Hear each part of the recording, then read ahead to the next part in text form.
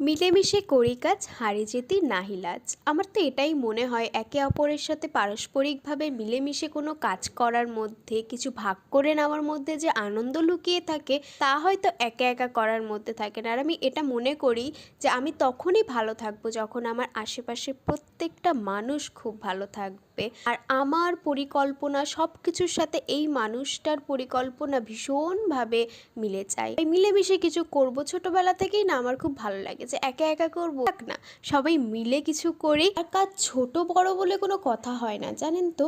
সৎ পথে থেকে কোন কাজটা করে কার মানসিক শান্তি এসছে, আসলে কাজটা তখনই কিন্তু আমাদের কাছে বোঝা মনে হবে না যখন আমরা ভালোবেসে সেই কাজটাকে করব।